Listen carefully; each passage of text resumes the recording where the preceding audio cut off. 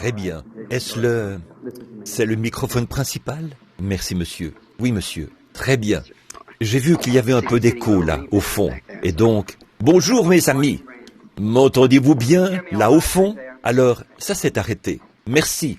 Je suis vraiment une personne privilégiée ce matin de me tenir ici, sur l'estrade, à la suite de ces superbes témoignages, afin d'essayer d'ajouter un petit quelque chose à ce que ces hommes ont dit, pour attirer sur nous des bénédictions comme celles dont nous avons joui ce matin.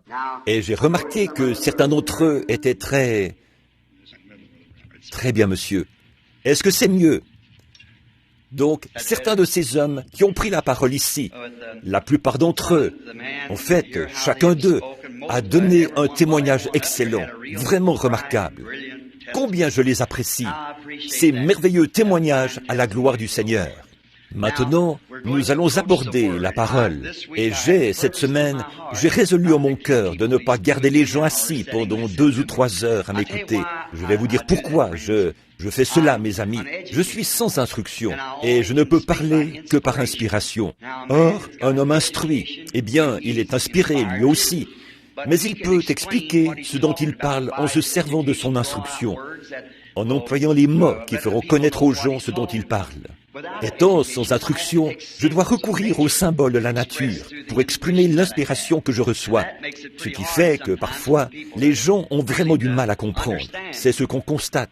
Et j'en étais fort troublé, jusqu'au jour où j'ai vu dans la Bible que Dieu avait procédé de la même manière, avait les mêmes façons de faire. Nous remarquons Jean-Baptiste, par exemple. Eh bien, il n'est fait mention nulle part de son instruction. Alors, quand il est sorti du désert, il s'est mis à parler à son assemblée, l'Église de cette époque-là. Nous voyons les expressions qu'il a utilisées. Il disait « race de serpents ». Vous voyez, c'est à cela qu'il était habitué, la nature et le désert. Autrement dit, ce qui est retors, visqueux, trompeur. Eh bien, un autre homme aurait pu trouver des mots du genre imposteur, ou un autre mot qu'il aurait employé pour exprimer cela. Mais Jean employait le mot serpent. Je pense que tout le monde a compris de quoi il parlait. Et donc, il a dit, ne vous mettez pas à penser, à dire en vous-même, nous faisons partie de ceci, nous faisons partie de cela, car, je vous le dis, Dieu peut de ces pierres-ci, voyez, pas quelque chose de grand, Dieu peut de ces pierres. Il utilisait des expressions liées à la nature. Et aussi, la cognée est mise à la racine de l'arbre. Si c'est un frère bien instruit qui avait reçu cette même inspiration, il aurait peut-être dit, il anéantira. Lui, il a dit, la cognée est à la racine de l'arbre. Cela l'anéantit de toute façon, voyez. Alors ça, il le savait. Il utilisait ces expressions peut-être parce qu'il était sans instruction. Courbons la tête un instant. J'ai ici des requêtes de prière. Et c'est ça mon ministère, prier pour les malades. Là, j'ai des requêtes vraiment spéciales. Et je sais qu'il y en a beaucoup ici. Alors, ce matin, y a-t-il des gens qui aimeraient qu'on pense à eux? Eh bien, veuillez lever la main vers Dieu et dites, maintenant, pensez à votre requête pendant que nous prions.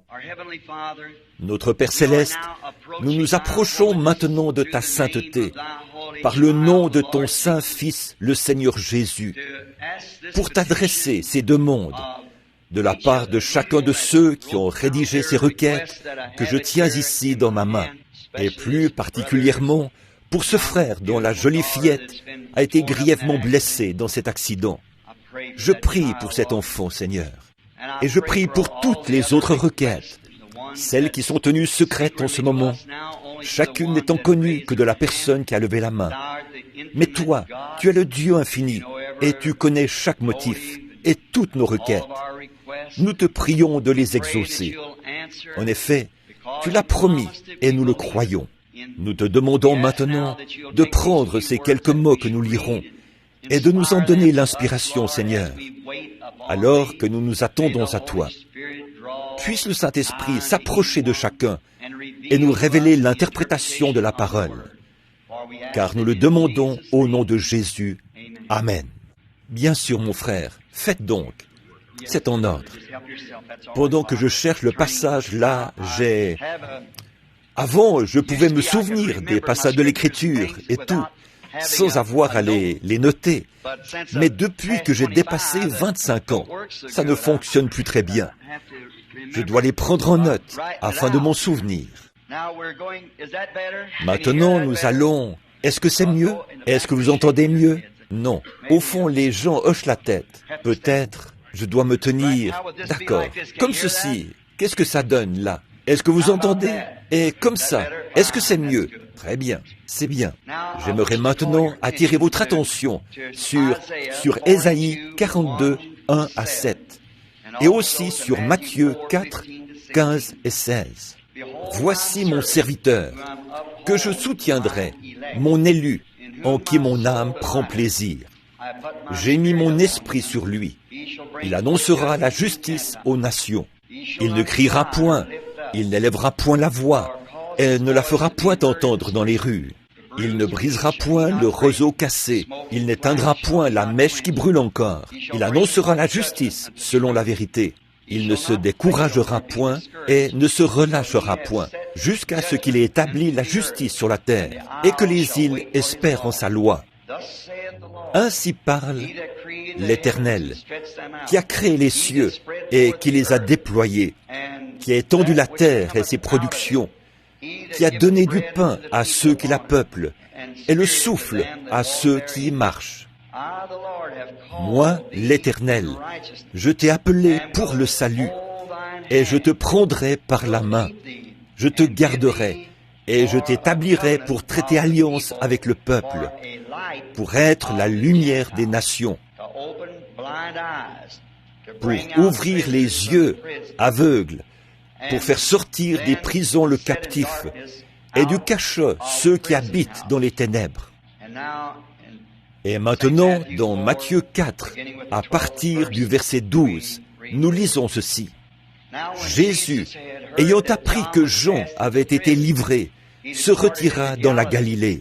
Il quitta Nazareth et vint demeurer à Capernaum, situé près de la mer, dans le territoire de Zabulon et de Nephtali, afin que s'accomplisse ce qui avait été annoncé par Ésaïe, le prophète.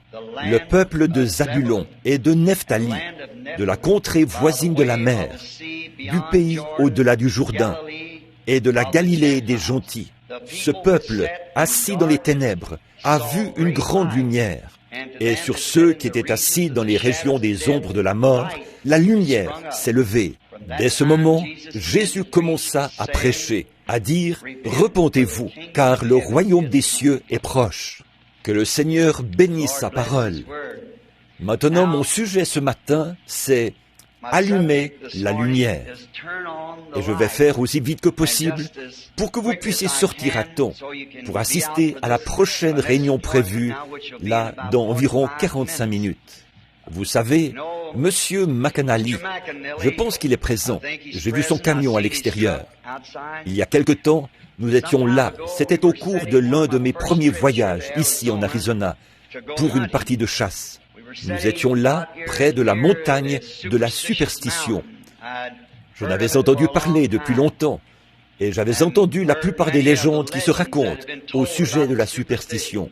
Je me souviens de l'avoir cherché la première fois. C'était avant le lever du jour. Et une grande ombre spectrale, qu'on appelait la superstition, était suspendue à l'est du lieu où j'étais.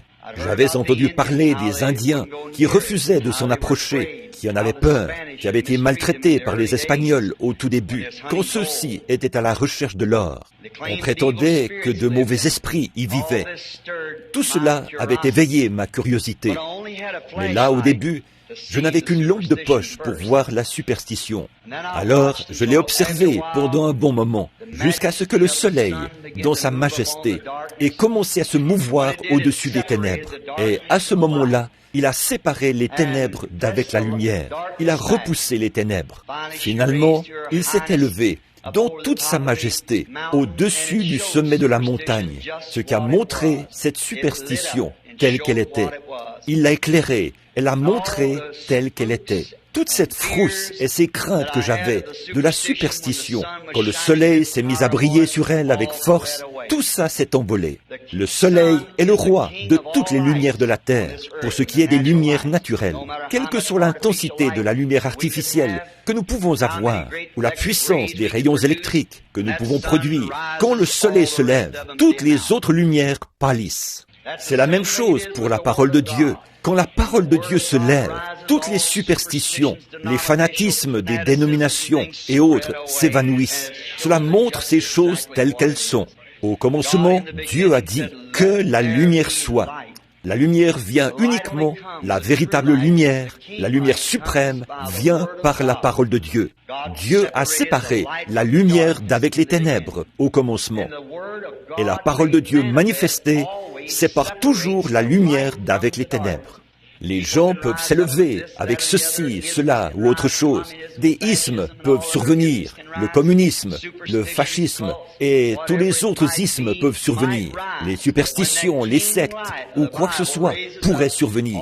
Mais quand cette lumière suprême, la Bible, se lève, toutes les superstitions et autres, mais voyez-vous, nous savons que c'est là. Mais quand elle est confirmée, quand elle montre sa lumière, alors nous n'avons pas le droit de la contester, parce qu'elle éteint toutes les autres lumières.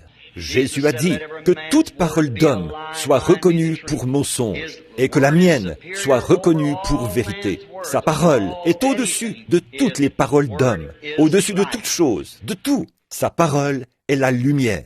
Et nous savons qu'au commencement, ce devait être brumeux, sombre et ténébreux, alors que le monde tournait, et qu'à ce moment-là, Dieu savait qu'il lui fallait la lumière. Or, sa semence était déjà en terre, parce qu'il y avait planté. Il lui fallait maintenant la lumière, pour faire jaillir cette semence, pour faire vivre cette semence, puisque la semence était déjà là. Et c'est la même chose dans chaque âge.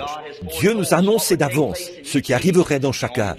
Tout ce qu'il lui faut, c'est la manifestation de la lumière de Dieu sur cette écriture, pour la faire vivre pendant cet âge-là. Juste, et c'est ce qui se produira. Il suffit pour cela que la lumière atteigne la parole.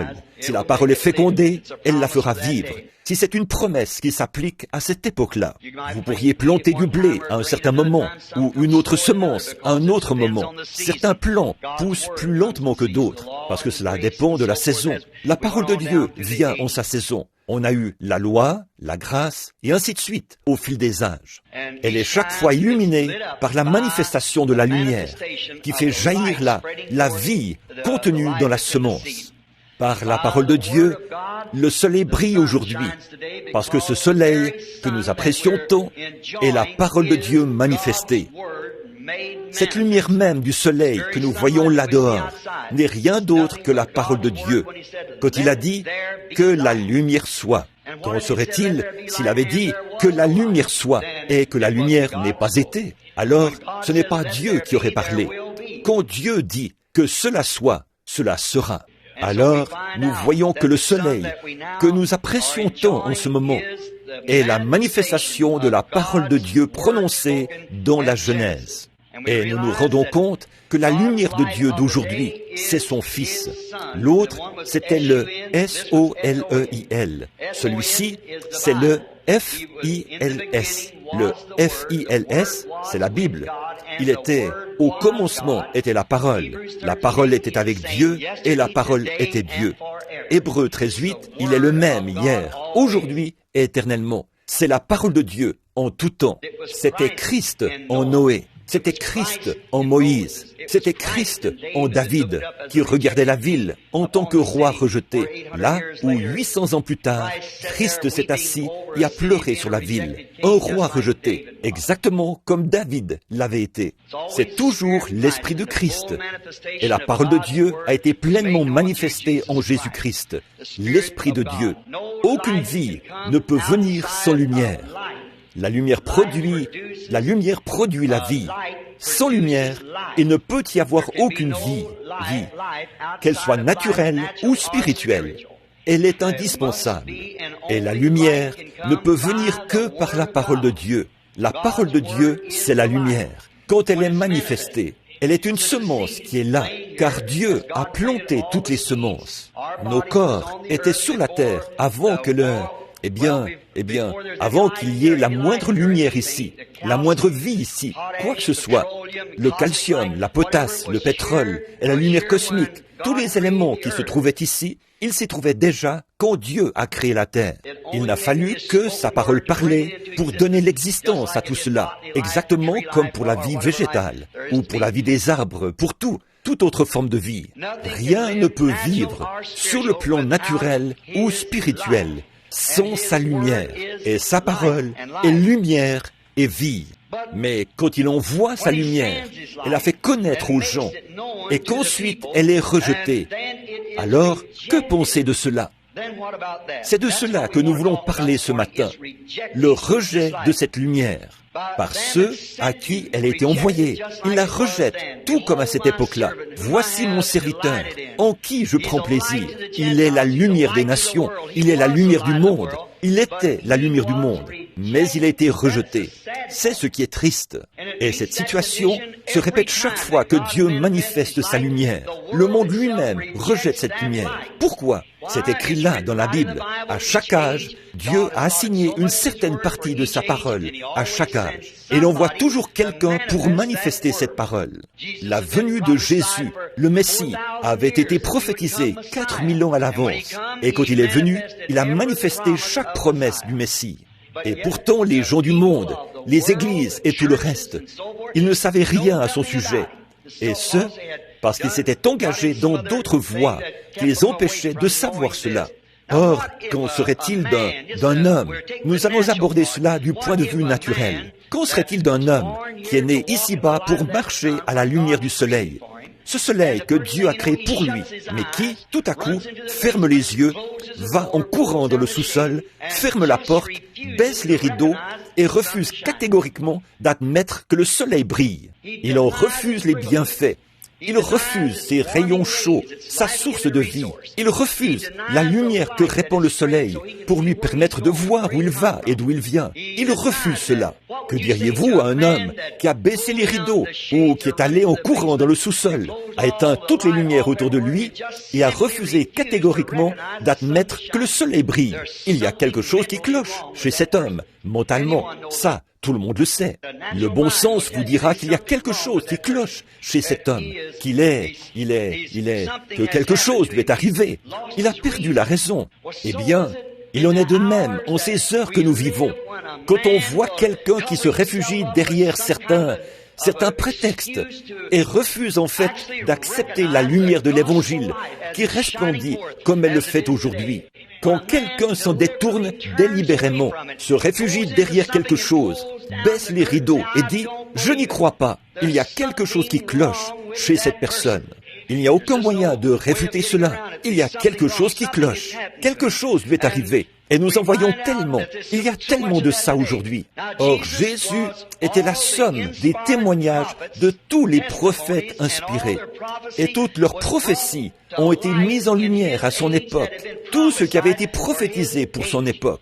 Il a allumé toutes les bougies de la parole. Tout ce qui avait été prophétisé à son sujet dans la Bible. Une vierge concevra. Elle l'a fait. Très bien. On l'appellera conseiller, prince de la paix, Dieu puissant, Père éternel. Il l'a été. Et les yeux des aveugles verront. Ils l'ont fait. Tout ce qui avait été prophétisé à son sujet s'est accompli quand il est venu sur terre. Mais pourquoi les gens ne pouvaient pas voir cela? Eh bien, cela nous semble étrange aujourd'hui, parce que nous regardons le passé dans un rétroviseur. Mais savez-vous que si vous continuez à regarder de cette manière, vous aurez un accident? Regardons ce qui est devant nous. C'est ce qu'il faisait. La raison pour laquelle il le faisait, c'est qu'il vivait dans le reflet d'une autre lumière. Il vivait dans le reflet de la lumière d'une autre époque. Et je crois que c'est ce qui ne va pas dans le monde aujourd'hui, mes amis. C'est que nous essayons de vivre dans le reflet d'une lumière qui a brillé dans une autre époque. Un reflet, c'est une fausse lumière. C'est comme un mirage sur la route. On s'en va sur la route et on voit un mirage. C'est une fausse conception du soleil. Et quand on arrive là, il n'est rien d'autre qu'une fausse apparence. En effet, on ne peut pas marcher dans le reflet du soleil parce que c'est un mirage. Ça vous montre toujours quelque chose qui n'existe pas. Et quand les gens essaient de vous dire que Jésus-Christ n'est pas le même, hier, aujourd'hui et éternellement, ils vous conduisent dans un mirage. Un point, c'est tout. Quand vous entrez dans l'église et que vous adhérez à l'église, un credo froid ou quelque chose de ce genre, il n'y a rien là-dedans, rien de plus que ce que vous aviez dans le monde. Je vais vous dire quelque chose. Ne refusez pas la lumière de l'évangile de Jésus-Christ, qui fait descendre sur vous les rayons chauds du Saint-Esprit, qui fait de vous une nouvelle créature en Christ Jésus.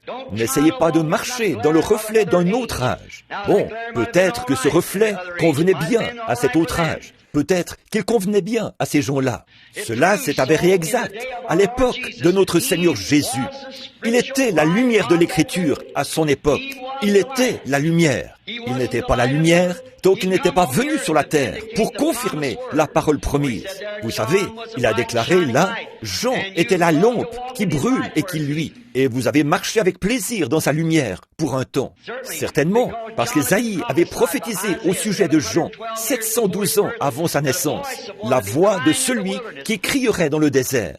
Et aussi, Malachie, le dernier des prophètes, 400 ans avant sa venue, au chapitre 3 de Malachie, il a dit, « Voici, j'envoie mon messager devant ma face pour préparer le chemin. Voici que Jean était sur la terre, faisant vivre cette parole écrite. Il était la voix de celui qui crie dans le désert. Il préparait également le chemin devant le Messie. Et Jésus a dit, vous avez marché avec plaisir dans sa lumière, parce qu'il était cette lumière, la lampe qui brûle et qui luit. Et Jean a dit, maintenant, il faut que je diminue, il faut que ma lumière s'éteigne. Pourquoi ? Parce que j'ai accompli ma mission, ce qui avait été prophétisé à mon sujet. Écoutez-le, c'est lui. Suivez-le. On vivait à cette époque. La preuve était là. Or, les Juifs croyaient adorer dans la véritable lumière. Ils croyaient adorer ce Dieu même qu'ils étaient en train de rejeter. Celui-là même qu'ils croyaient adorer, ils étaient en train de le crucifier. Ils se moquaient de ce Dieu même et faisaient de lui la risée du peuple. Ce Dieu même qu'ils croyaient adorer. Permettez-moi de dire ceci avec révérence et respect, mais afin d'apporter la lumière. Parce que, comme l'a dit notre frère il y a un instant, nous vivons à une heure plus tardive que vous le pensez. Un de ces jours, quelque chose va se produire. Il sera alors trop tard. Les gens prendront la marque de la bête, sans même savoir ce qu'ils font. Si un aveugle conduit des aveugles, ils tombent tous dans une fosse, a dit Jésus. Et nous vivons à une heure plus tardive que nous le pensons. Beaucoup d'honnêtes gens suivent cela, sans même savoir ce qu'ils font. Mais l'heure est proche en ce moment où brille la lumière de l'Évangile, de la puissance de la résurrection de Jésus-Christ, qui se manifeste. Jésus-Christ qui est le même hier, aujourd'hui et éternellement. C'est ce qu'il a prévu pour aujourd'hui. Les choses qu'il a promises pour aujourd'hui doivent se produire aujourd'hui. Si l'Église refuse d'accepter cela, de ces pierres, Dieu peut susciter des enfants à Abraham. Il transmettra son message, parce qu'il l'a toujours fait. Il le fera toujours. Les gens pensent qu'ils marchent dans la lumière, les traditions de leur père. Mais voilà qu'ils marchent dans le reflet d'une lumière, et non de la même lumière qu'eux. Ils ont rejeté la lumière même qu'ils prétendent adorer. Ses œuvres confirmaient entièrement qui il était. Jésus lui-même a dit, sondez les Écritures, parce que vous pensez avoir en elles la vie éternelle. Ce sont elles qui rendent témoignage de moi. Qui peut me déclarer coupable de péché ? Il a dit, qui peut démontrer que j'ai dit quoi que ce soit ou affirmer quoi que ce soit que le Père Céleste n'est pas confirmé par moi? Il vous a prouvé qu'il était la lumière de l'heure. Parce que toutes les prophéties disaient que ce Messie serait ainsi, et cette vie était maintenant à son plein épanouissement. Mais leur tradition les avait séparés de la vraie lumière de la parole. Les pharisiens, les sadducéens, les hérodiens et tous les autres, ils avaient semé tant de confusion dans le monde, comme ils l'ont fait dans tous les âges, que les gens ne pouvaient pas voir la vraie lumière. Cela les avait rendus aveugles. Ils avaient pris l'habitude de marcher dans un reflet. Demain, il y aura ceci, et le lendemain, il y aura cela. Nous adhérerons à ceci, et ça se passera comme cela. Nous adhérerons à cela. Nous constatons que c'est un mirage trompeur. Jésus-Christ est tout aussi réel dans le cœur humain aujourd'hui qu'il l'a toujours été. Sa puissance et sa présence vivante sont tout aussi réelles aujourd'hui qu'elles l'ont toujours été. Voici, encore un peu de temps, et le monde ne me verra plus. Le cosmos, l'ordre mondial, ne me verra plus. Mais vous me verrez, car je serai avec vous, et même en vous, jusqu'à la fin du monde. vous ferez, vous aussi, les œuvres que je fais. Vous en ferez même de plus grandes, parce que je m'en vais au Père. Cette grande promesse est valide aujourd'hui. Le monde est aveugle au possible, mais il y a vous qui me verrez. Et c'est ce que nous essayons de bien saisir aujourd'hui. Le vrai sens du plein évangile, qui est d'exprimer Jésus-Christ dans la puissance de sa résurrection et dans toute la plénitude de ses promesses. Et c'est le Saint-Esprit qui manifeste et qui concrétise ces choses que Dieu a promises. Et il le fera. Oui, monsieur. Il avait été entièrement confirmé par la parole et par les œuvres qu'il faisait, mais aucun d'eux ne voulait y croire. Il avait prouvé que sa lumière était la parole. C'est la parole qui le dit. Sondez les Écritures. Mais leurs traditions selon lesquelles ils vivaient, c'était un reflet d'un autre âge. Ils disaient, nous croyons en Moïse. C'est en Moïse que nous croyons. Nous ne savons pas d'où tu viens. Où as-tu reçu ton instruction? Par quoi peux-tu prouver que tu es ceci? Ces œuvres rendaient témoignage de qui il était. Si seulement ils avaient lu la Bible, ils la lisaient, mais ils ne pouvaient pas voir cela. Mes œuvres m'identifient. Un homme se fait connaître par ses références, les références de la parole de Dieu, s'il a été envoyé par la parole de Dieu et que la parole de Dieu l'accompagne. C'est la même chose dans chaque âge. Il en a toujours été ainsi. Nous ne pouvons pas vivre de la lumière d'hier. La lumière d'hier, c'est chose du passé. Nous n'en savons rien. Vous ne pouvez pas vous réchauffer aujourd'hui par le soleil qui a brillé hier. Voilà ce qui ne va pas dans les églises aujourd'hui. Voilà ce qui ne va pas chez les gens. Ils essaient de vivre de ce qui s'est produit hier. La peinture d'un feu ne peut pas vous réchauffer. Certainement pas. Elle n'a pas de chaleur en elle. Le soleil d'hier n'a pas de chaleur en lui. Sur le plan naturel, la lumière du soleil est envoyée sur la terre pour faire mûrir le grain en vue de la moisson. Chaque jour produit un soleil nouveau. Le soleil qui brille aujourd'hui, qui fait pousser le blé au Canada, ce même soleil, eh bien, si ce soleil n'était pas plus ardent en juillet ou en août prochain, il ne pourrait jamais faire mûrir le grain. Il faut qu'il soit plus fort et plus puissant. Chaque jour, il devient plus fort et plus intense pour développer le grain.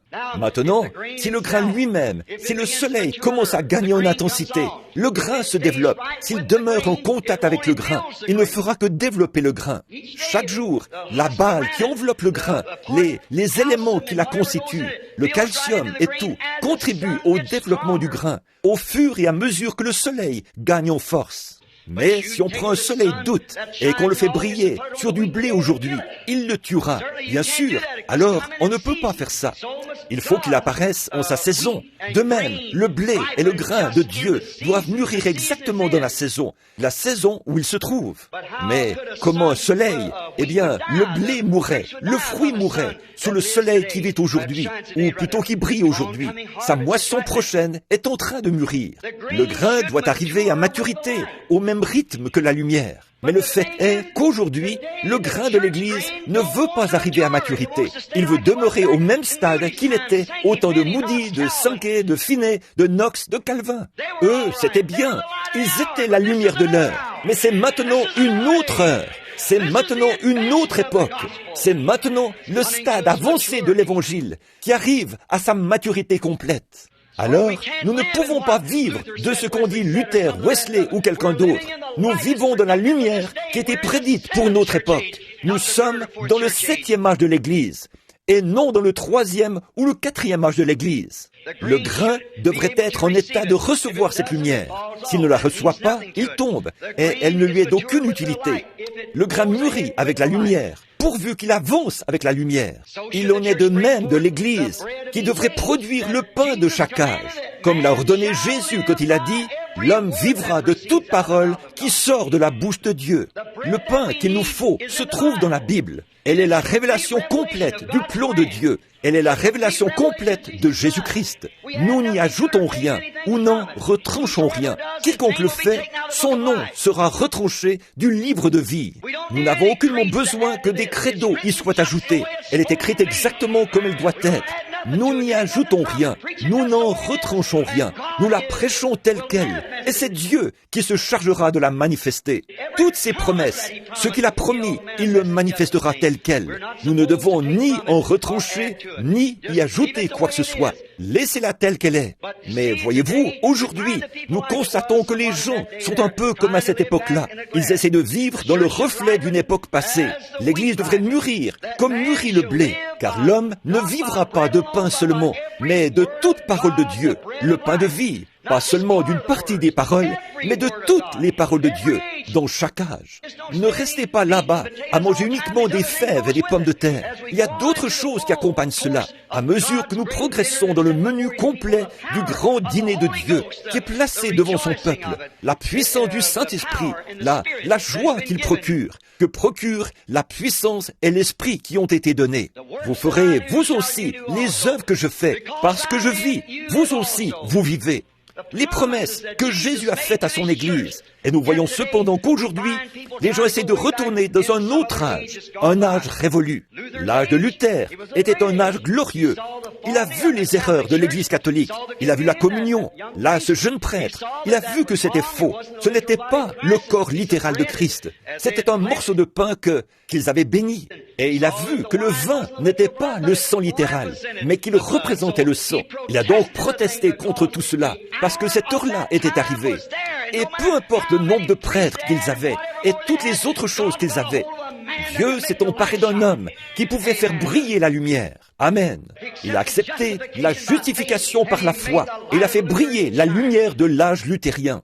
Après que cela est apparu, cela fait son temps. Puis est venu un autre temps où l'Église devait s'éloigner de ses péchés et être sanctifiée. Voilà qu'est arrivé John Wesley, un petit anglican qui venait de l'Angleterre et qui était membre de l'Église anglicane, mais qui avait vu la lumière de l'Évangile. C'était l'heure où l'âge de Philadelphie devait entrer en scène. Et là, il a prêché la seconde œuvre de la grâce, la sanctification par le sang de Jésus-Christ. Rien ne pouvait résister à cette lumière.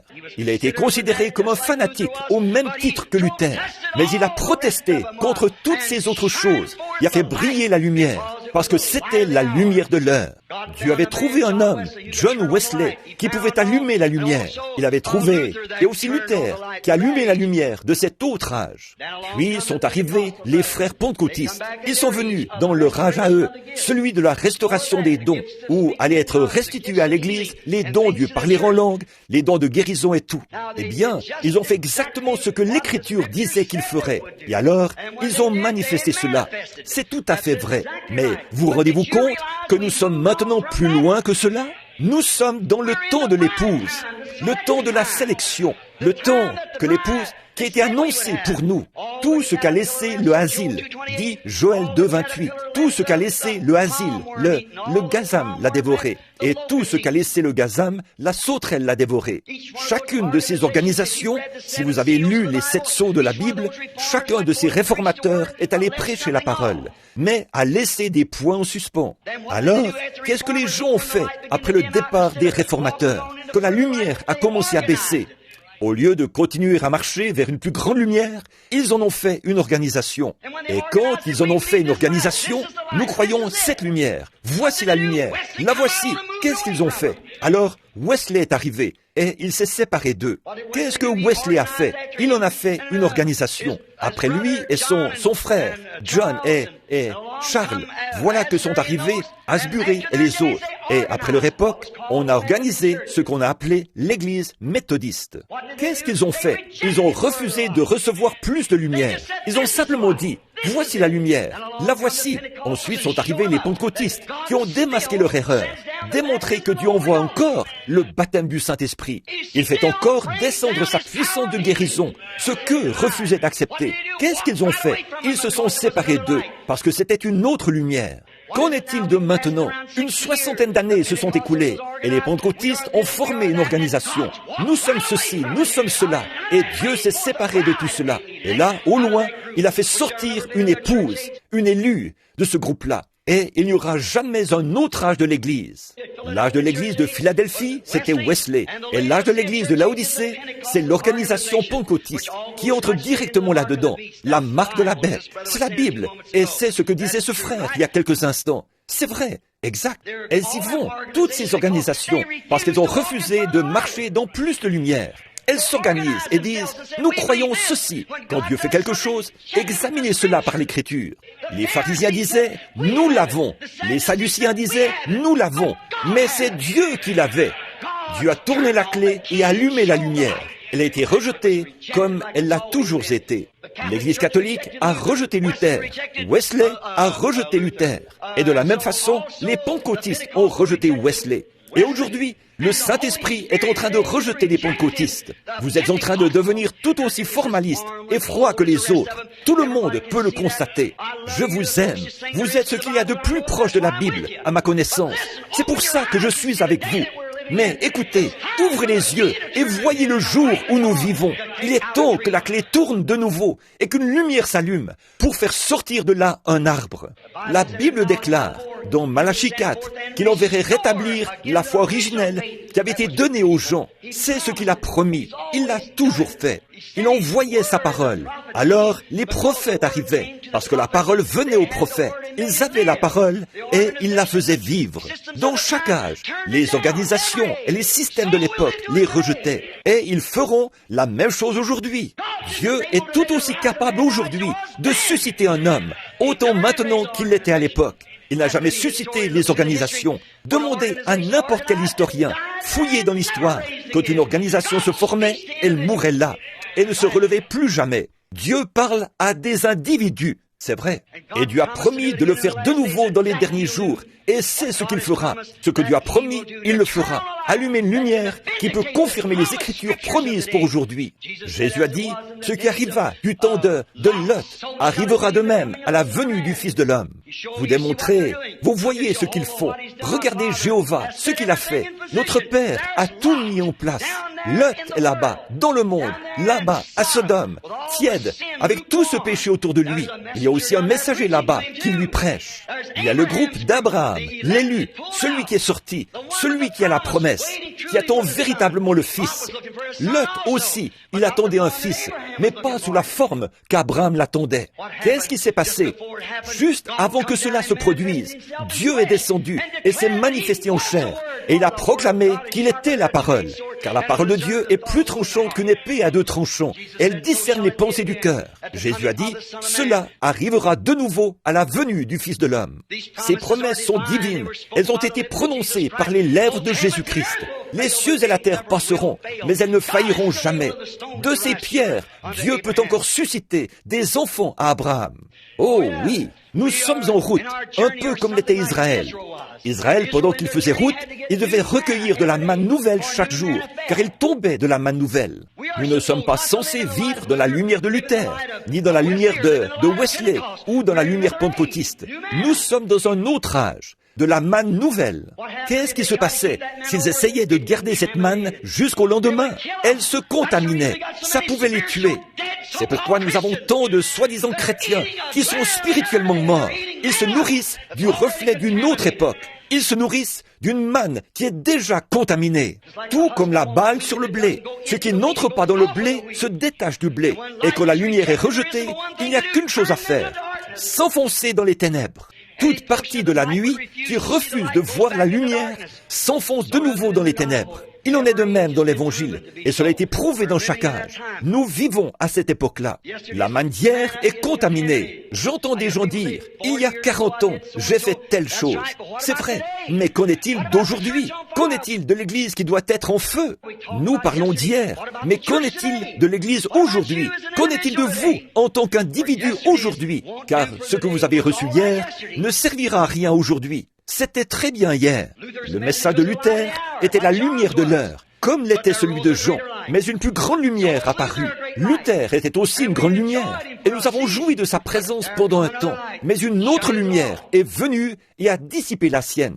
Ce qu'il aurait fallu faire, c'était de se fondre dans cela. Cela avançait jusqu'à devenir la parfaite miche de pain, jusqu'à devenir la parfaite manne de Dieu. Mais qu'ont-ils fait?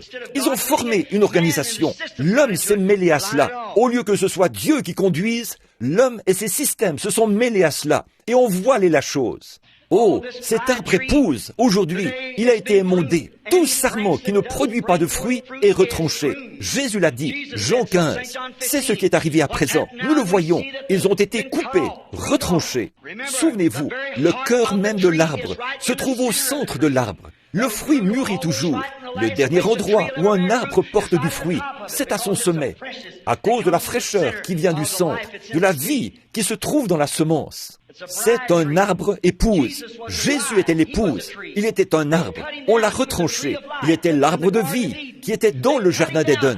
On l'a retranché et l'a pendu à un arbre romain pour se moquer de lui. Qu'est-ce qu'il a fait? Dieu l'a ressuscité d'entre les morts le 3e jour. Et aujourd'hui, il y a un arbre épouse. Il a commencé là-bas, au commencement, tout là-bas, au jour de la Pentecôte. Écoutez, vous, les membres d'Église, l'Église n'a jamais commencé à Nicée, Rome. Elle a commencé à Jérusalem, au jour de la Pentecôte. C'est là que l'Église a commencé. Ensuite, qu'est-ce qu'ils ont fait? Ils se sont organisés constamment. Et Dieu retranche ses branches constamment. Ensuite, ils ont organisé les luthériens, branches retranchées. Wesley, branches retranchées. Pentecôte, branches retranchées. Si bien que c'est... Mais Dieu aura un arbre épouse. Je restituerai tout ce qu'a dévoré le Gélec et ce qu'a dévoré le Asile, dit l'Éternel. Malachie 4 nous dit que nous serons ramenés à la foi originelle, celle du jour de la Pentecôte, la foi des pères. Nous croyons qu'elle sera là. Nous croyons que c'est maintenant l'heure. Les branches sont séchées et desséchées. Elles seront retranchées de l'arbre, afin que le fruit pousse au sommet de l'arbre. Oh là là, toutes ces lumières sont très bien. L'Église d'aujourd'hui, c'est cette lumière-là, plus ce qu'elle a reçu aujourd'hui. C'est elle qui doit achever la moisson. Comme nous le voyons, l'arbre lui-même, où il faut que le blé arrive à maturité avec la lumière, passant de l'herbe au grain et du grain à la suite. Il arrive à maturité avec la lumière. La lumière des autres âges ne fait que rendre témoignage de cet âge-ci. La lumière de Luther rendait témoignage de la lumière de Wesley. Wesley l'a fait pour la lumière de la Pentecôte. C'est la même lumière qui arrive progressivement à maturité par la lumière. Si seulement les gens pouvaient voir cela. Il y a quelque temps, je lisais un petit article dans lequel on racontait que la reine d'Angleterre, pas la reine actuelle, mais l'autre reine, était allée visiter une usine à papier qui fabriquait du très beau papier. Et au cours de son entretien avec elle, le président de l'usine lui a fait visiter les lieux. Elle voulait voir comment on fabriquait ce si beau papier. Il l'a emmené et lui a montré toutes les grandes presses et tout. Et à cette époque-là, on fabriquait du papier à partir des chiffons. Nous nous en souvenons très bien. Alors, il est entré dans une pièce et a ouvert la porte. Et là, il n'y avait rien d'autre qu'un tas de chiffons. Étonnée, la reine a dit, « Qu'est-ce que c'est que ce tas de saleté ?» L'homme le président de cette usine, a dit, « Hier, c'était des vêtements. Voyez-vous, c'est devenu sale. Nous ne les jetons pas. Au contraire, c'est le papier de demain. » Elle a dit, « Je ne comprends pas. » Il a dit, « Vous comprendrez demain. » Alors, quand on a fait passer ces chiffons à travers les presses, à travers un certain processus de nettoyage, et certaines choses par lesquelles ils devaient passer, un processus, quand ils en sont sortis, c'était de magnifiques feuilles de papier. Le président a eu l'idée de montrer quelque chose à la reine, quelque chose qu'elle ne connaissait pas. Il a appliqué son portrait là-dessus. Il l'a fait imprimer sur ce magnifique papier. Quand la reine a reçu cela, elle a vu sur ce qui était un chiffon sale, la veille, son propre portrait. Parce que c'était passé par un certain processus. Oh, si Luther, Wesley et tous les autres pouvaient voir cela, qu'on ne peut utiliser les choses d'hier qu'après les avoir passées par un processus. Quand le Saint-Esprit révèle la lumière de la justification à la sanctification, puis au baptême du Saint-Esprit, et maintenant, dans cette dernière heure, de la venue de Christ, cela contient le portrait, non pas de la reine, mais du roi du ciel, qui se représente lui-même comme l'Église qui est devenue davantage minoritaire, puisque le ministère doit être le même genre de ministère qu'il avait. Ceux qui sont morts dans l'âge de Luther, là, à la base de la pyramide, par exemple, ce n'est pas un enseignement sur la pyramide, mais c'est simplement un exemple. Si jamais certains d'entre vous y ont déjà été, cette pyramide est vraiment parfaite. On ne peut pratiquement pas y glisser une lame de rasoir. On n'y a pas utilisé de mortier pour autant que nous sachions. Son architecture était si extraordinaire. Maintenant, ils ont perdu la pierre de fête. Ils ne savent pas où elle est. Maintenant, quand cette pierre de fête reviendra, elle sera comme toutes les autres pierres. Elle s'ajustera parfaitement à la pierre qui demeure découverte. Si l'on doit y poser la pierre de fête, il doit nécessairement en être ainsi. Et quand Jésus reviendra, il trouvera une église lavée, sans tache ni ride, et le ministère sera le même que celui qu'il avait eu. C'est ce qui ramènera la pierre de fête. C'est comme l'ombre de ma main, là. C'est une ombre. Seulement elle devient de plus en plus sombre au fur et à mesure que ma main devient... Là, c'est le négatif. Ici, c'est le positif. En tant que négatif et positif, l'ombre devient plus marquée, plus sombre, plus sombre, plus sombre. Et finalement, les deux se rejoignent. Alors le négatif et le positif deviennent un. C'est ce qui arrivera quand l'Église et Christ s'uniront ensemble. Ce sera une épouse qui aura sur elle le même esprit qui était en lui. Cette Église qui, une fois passée par la justification, la sanctification, le baptême du Saint-Esprit, arrive maintenant dans les derniers jours où il l'affine pour la venue du Seigneur. Oh, frères pentecôtistes, n'en soyez pas la partie rugueuse. Brillez avec la parole et croyez-la d'un bout à l'autre. Ne vous aventurez pas dans ces ismes et toutes ces choses qui ont cours aujourd'hui. Ne vous laissez pas étonner par tout cela, parce que la pierre de fête viendra très bientôt en criant « Abba, Père, mon Dieu, mon Dieu ». Oui, je le crois de tout mon cœur. Voyez-vous cela? Vous savez ce que je veux dire? C'est Christ qui prend maintenant les chiffons d'hier, les luthériens, les méthodistes, les presbytériens, ainsi de suite, et qui les fait passer par un processus. Quel genre de processus? Le processus du Saint-Esprit. Ce qu'ils avaient et plus. Il le fait tant et si bien qu'il imprime sa propre image, quand l'Église et Christ deviennent un par leur union. Oh Dieu, accorde-le. J'espère que vous voyez cela. Et si vous le voyez, cela me rappelle une histoire, quelque chose qui s'est produit au cours du grand réveil du pays de Galles. De grands hommes de notre pays ont décidé d'aller voir ce réveil au pays de Galles, voir ce qui s'y passait. Alors, ils y sont allés pour en savoir plus, voir le bâtiment où cela se faisait. Quand ils sont arrivés au pays de Galles, ils ont fait le tour et se sont mis à demander où se trouvait le bâtiment. Ils ont rencontré un petit policier tout joyeux qui se tenait au coin de la rue, coiffé de sa casquette d'officier britannique et qui faisait virevolter sa matraque. Comme ça. Alors ces hommes se sont approchés de lui et lui ont dit « Monsieur, pourriez-vous m'indiquer le bâtiment dans lequel se fait le réveil gallois ?» Il a dit « Oui, monsieur. » C'est moi, c'est moi. Pourquoi? Il répondait la joie et la lumière du réveil gallois, qui était en lui. C'est ce que devrait faire l'Église pentecôtiste aujourd'hui, quand on demande qui est Jésus-Christ, le même hier, aujourd'hui et éternellement. La lumière de son évangile devrait faire resplendir la parole de l'âge actuel, révélant Jésus-Christ à la nation, tout comme en ce temps-là. Il était rempli du réveil gallois, à tel point qu'il était lui-même le réveil gallois. Nous devrions être remplis de Christ, à tel point que nous le reflétons par la puissance de sa parole qui nous a été assignée en ce jour. Frères, ne vous enfoncez pas dans les choses du monde. Ne le faites pas. Ces soucis qui vous emportent, tenez-vous-en à l'Évangile. Prêtez attention à chaque parole. Ne vous fiez pas à ce qu'a déclaré un certain père. Marchons maintenant vers ce que Jésus a annoncé pour aujourd'hui. Oui, monsieur, nous sommes censés être la lumière de notre âge. Manifester l'Évangile. Luther en était la lumière. Wesley en était la lumière. La Pentecôte en était la lumière. Mais nous sommes beaucoup plus avancés sur le chemin. Nous entrons maintenant dans ceci.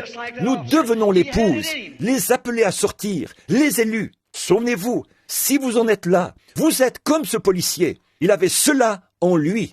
Souvenez-vous, ceci est le 7e âge de l'Église, l'âge de l'Église de Laodicée. Selon Apocalypse 3, il rejette Christ. De tous les âges de l'Église dont il est fait mention dans la Bible, l'âge de Laodicée est le pire de tous. Il l'a mis à la porte, l'a rejeté, l'a mis dehors. Avez-vous vu l'obscurcissement de la lune l'autre soir, avant que le pape se rende à Rome, de Rome à Jérusalem?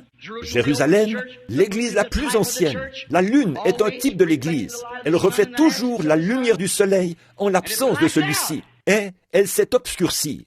J'avais dessiné cela ici au tableau il y a 3 ou 4 ans et je l'avais montré aux églises, à des centaines et des milliers de foyers, d'un bout à l'autre du pays. Qu'est-ce que c'était? une ombre. C'est la toute première fois qu'un pape se déplace pour aller là-bas. Il y est allé sous le nom de Paul et tout. Il a visité tous ces lieux. Il fallait qu'il bénisse le fleuve avant de le traverser et tout. En quoi le fleuve a-t-il besoin d'être béni? Qu'est-ce qui ne va pas avec cet âge de l'Église dans lequel nous vivons aujourd'hui? Ne pouvez-vous pas voir, alors que Dieu le proclame dans les cieux, qu'il le proclame dans sa parole, qu'il le proclame dans les journaux, qu'il le proclame au milieu des gens? Ne pouvez-vous pas ouvrir les yeux et voir cette heure? Ce sont ces choses qui rendent témoignage à la vérité. Voici la lumière de l'heure. Observez le grand mouvement écuménique qui se réunit dans ce conseil là-bas, en train de former une image à la bête. Exactement ce qui est annoncé dans Apocalypse 17. Et vous, pentecôtistes, vous allez accepter ça sans broncher et entrer là-dedans?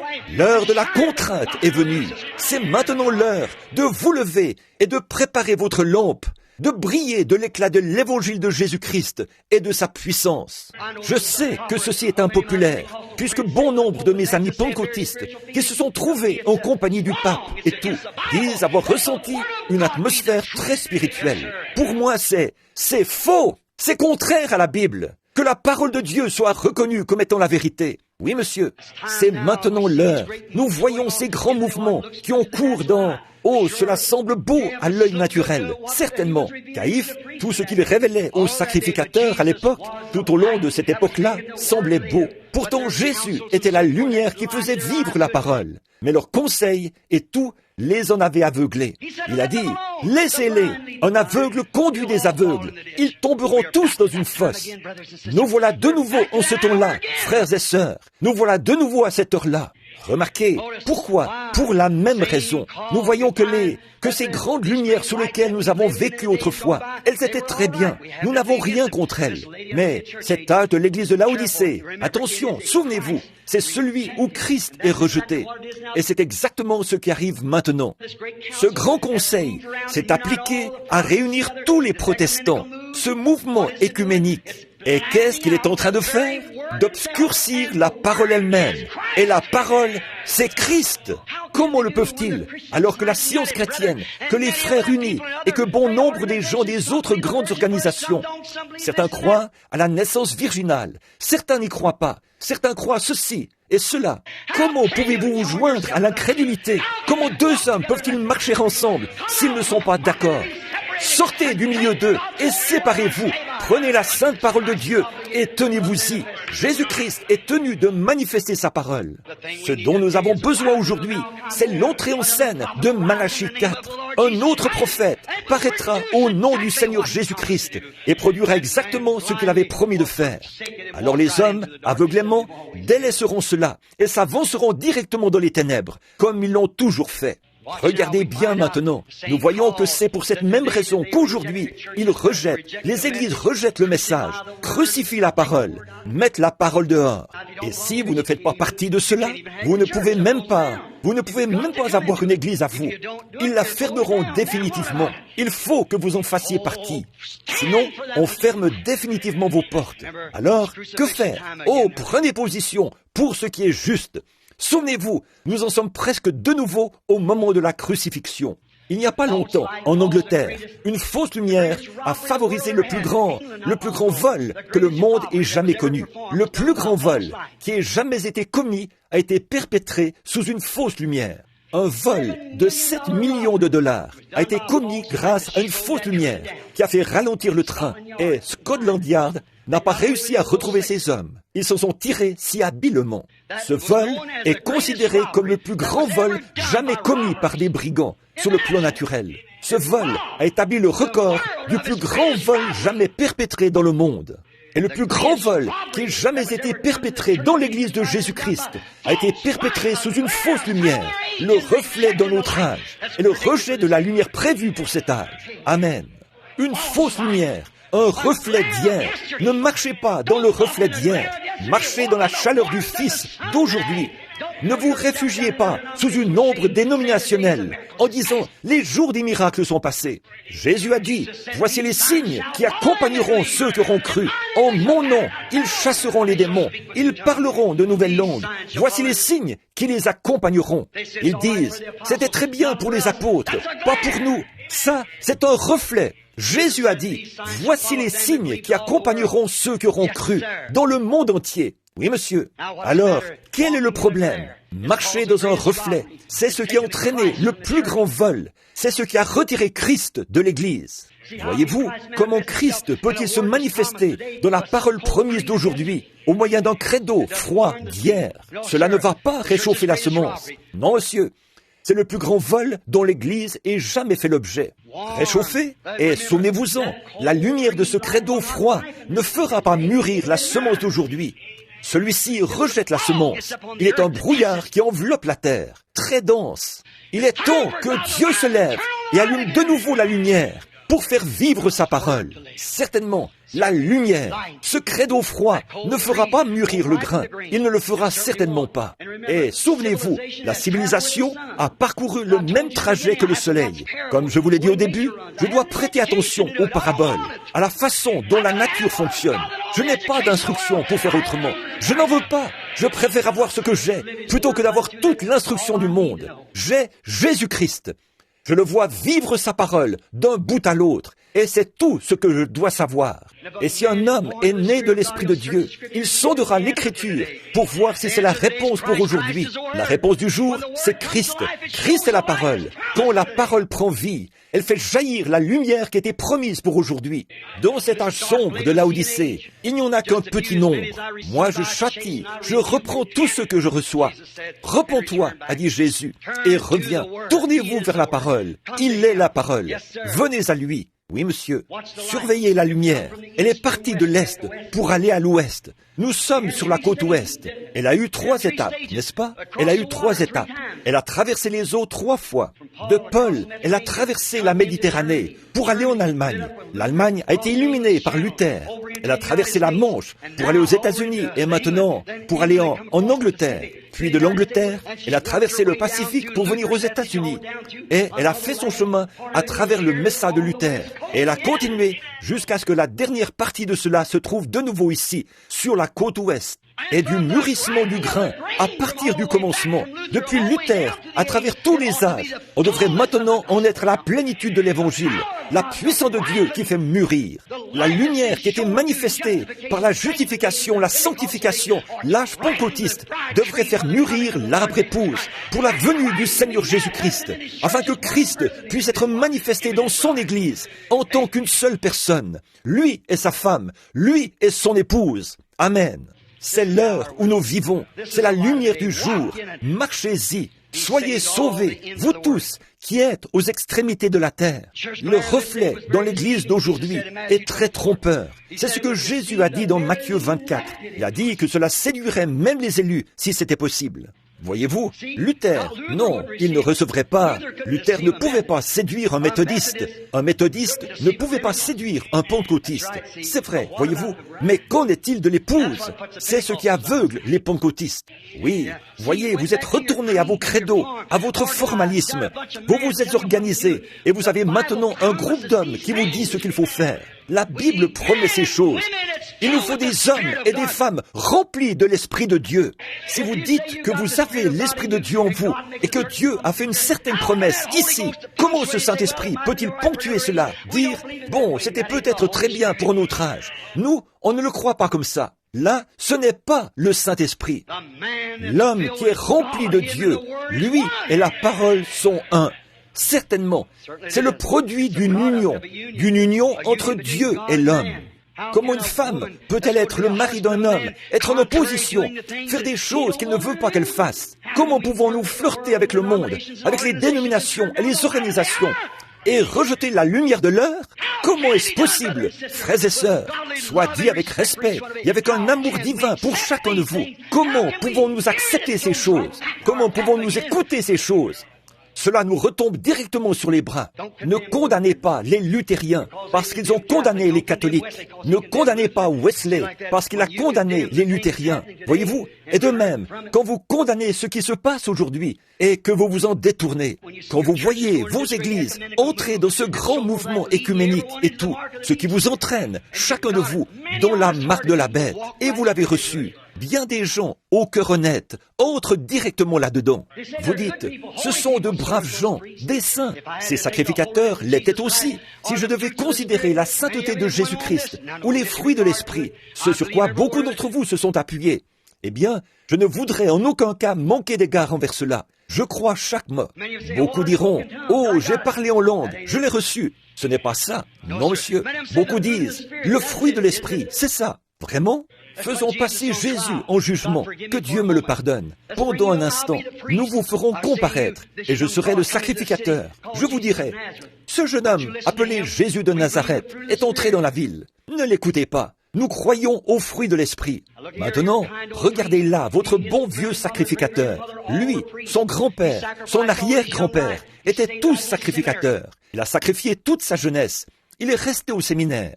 Il observait, il croyait, il a toujours fait tout ce qu'on lui a enseigné. Il connaît les Écritures de A à Z. En plus, il les transcrit lui-même. Il transcrit les Écritures lui-même. Les scribes le font. Et le voici, un grand homme. Vous le savez bien. Qu'est-ce qui s'est passé quand votre mère vous donnait naissance?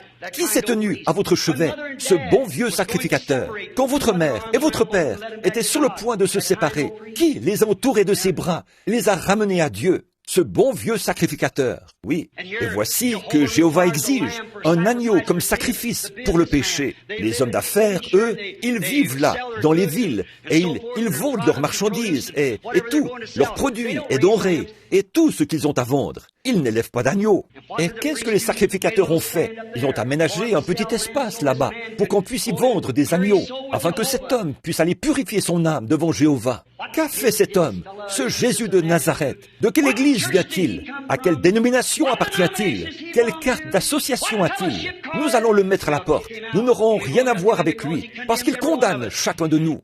Qu'a-t-il fait? Il est allé là-bas, et après tout ça, l'endroit où ces hommes essayent d'obtenir le salut de leur âme, l'Église, comme on le dit aujourd'hui, pour vous qui êtes spirituels. Il a renversé les tables à coups de pied, a dispersé la monnaie, il a pris des cordes, les a tressées, il a chassé les gens, et il a appelé votre bon vieux sacrificateur, ce saint homme, fils du diable. Ce brave vieillard qui vous a accordé ce prêt d'argent au moment où vous aviez des ennuis, qui vous soutiendra à l'heure de la mort et vous ensevelira, ce bon vieux sacrificateur. Il a le fruit de l'Esprit. Mais lui, ce Jésus de Nazareth, a-t-il le fruit de l'Esprit? Ce n'est pas le parler en langue qui permet d'en juger. Ce n'est pas non plus le fruit de l'Esprit qui permet d'en juger. Mais c'est la manifestation de la parole de Dieu mise en lumière. C'est la lumière qui accomplit tout. L'homme qui marche dans cette lumière. Jésus-Christ ne se fondait pas sur le parler en langue, quoi qu'il ait parlé en langue.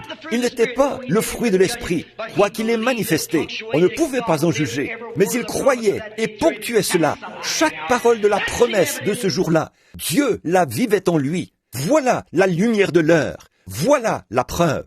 Quand un homme me dit que le Saint-Esprit est descendu en lui et refuse d'admettre que la parole de Dieu est vraie, il y a quelque chose qui cloche là-dedans. Il y a quelque chose qui cloche dans nos séminaires et tout. Quand ils enseignent à l'homme toutes ces théologies d'endoctrinement et toutes ces camelotes qui ont cours aujourd'hui, ces hommes qui feraient une chose pareille contre la parole de Dieu et qui conduiraient les gens directement à cet abattoir écuménique-là, eh bien, c'est mal, certainement.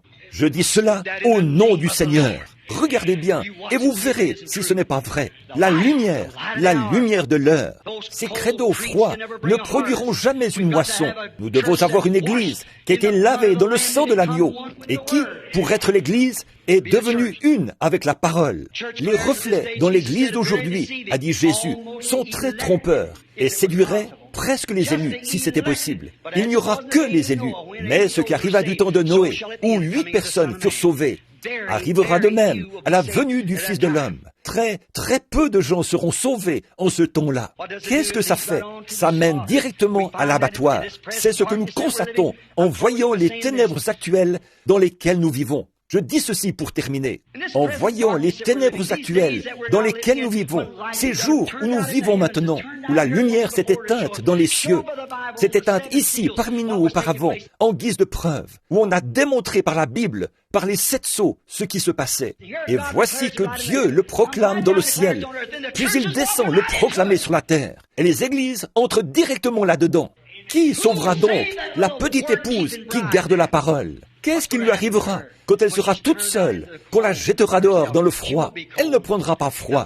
La parole de la promesse confirmée aujourd'hui. Oh oui, c'est déroutant pour les gens, je le sais, de voir que l'Église dit simplement, eh bien, c'est presque la même chose. Jésus a dit qu'il en serait ainsi. Ce serait le cas, à tel point que cela séduirait même les élus, si c'était possible. Oh oui. Oui, monsieur. Cela me rappelle un homme en Floride, il n'y a pas longtemps.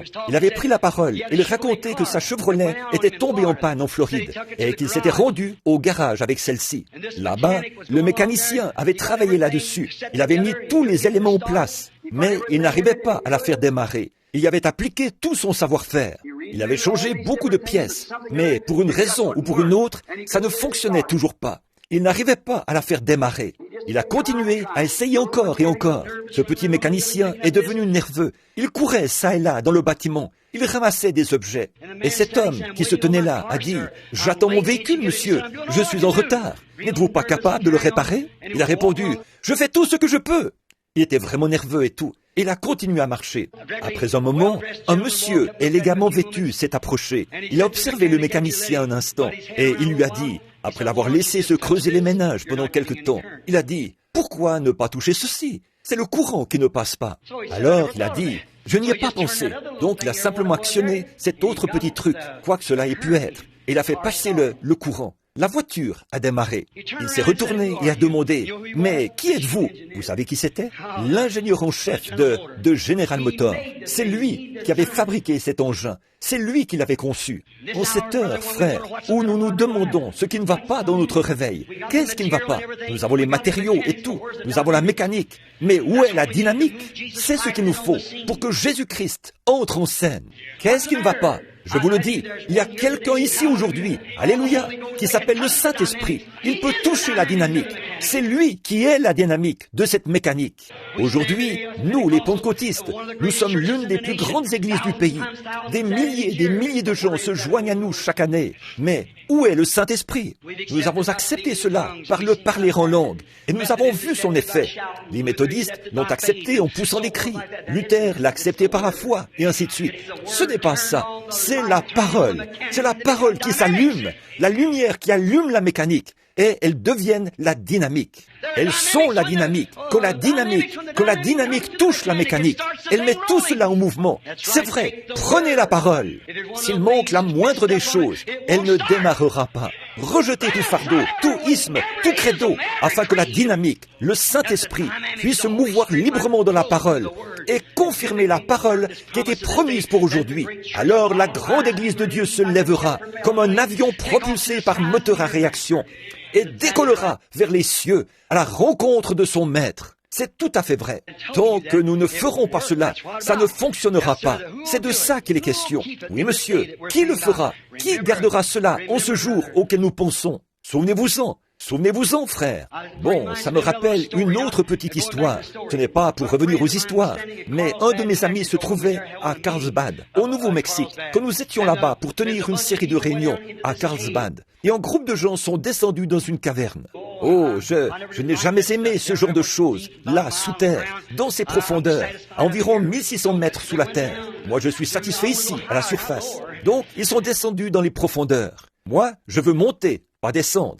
Alors, ils ont amené ce monsieur, et ils sont descendus. Cet homme était un ami. Sa petite fille et son petit garçon se sont joints au groupe. Et ils sont descendus là, dans les profondeurs, dans un grand sous-sol. Oh, je pense que c'était à des centaines et des centaines de mètres sous la surface de la terre. Ils sont descendus là. Et l'homme qui se tenait près de l'interrupteur a tout d'un coup éteint la lumière. Il faisait tellement noir et sombre que vous ne pouviez même pas voir votre main bouger devant votre visage. La petite fille, pauvre petite, elle avait vraiment peur. Elle s'est mise à crier à tue-tête. « Oh, il fait noir! Il fait noir! Il fait noir !» Elle criait, hystérique. Il s'est trouvé que son petit frère était là. Il s'est écrié dans ses ténèbres et a dit « Ne crains pas, petite sœur! Il y a ici un homme qui peut allumer la lumière. » Alléluia! Que va faire la petite église? Ne vous inquiétez pas. Il y a un homme ici aujourd'hui qui peut allumer la lumière. C'est le Seigneur Jésus-Christ. Oh oui, le Seigneur Jésus-Christ. Souvenez-vous, l'aveugle, les hommes riches au jour de la naissance de Jésus. Ils n'ont pas été déroutés ni aveuglés par le reflet de Jérusalem quand ils sont arrivés là-bas et qu'ils se renseignaient au sujet de Jésus. Leur théologie ne pouvait pas expliquer cela. Mais quand ils se sont détournés de tout cela, alors ils l'ont suivi jusqu'à atteindre la lumière de la vie éternelle. Vous, les hommes d'affaires d'aujourd'hui, ne prêtez pas attention aux reflets de ces organisations, mais tenez fermement la parole. Elle vous mène à la lumière. Ne crains pas, petite sœur. Il y a ici un homme qui peut allumer les lumières. Il y a ici un Christ qui peut faire vivre sa parole. Exactement le même qu'autrefois. Lui-même, il peut confirmer qu'il est le même hier, aujourd'hui et éternellement. Croyez-vous cela? Levons-nous. Il me reste 15 minutes avant le début de la prochaine réunion. Voudriez-vous lever la main et dire « Oh Dieu, allume la lumière sur moi ce matin. Je crois la parole. Je crois la mécanique. Mets en moi la dynamique, Seigneur. » Levez les mains et poussez des cris vers lui. « Seigneur, allume les lumières. » Il y a ici un homme qui peut allumer les lumières. Nous sommes morts dans le communisme et dévorés par toutes sortes de gelecs des organisations. Mais il y a ici un homme qui peut allumer les lumières. Cet homme-là, c'est le Saint-Esprit lui-même. Jésus-Christ, manifesté sous forme de l'Esprit. Seigneur Jésus, touche chacune de ses mains, non seulement les mains, mais descend le long des bras jusqu'au cœur. Et allume-y la lumière de l'Évangile. Au nom de Jésus.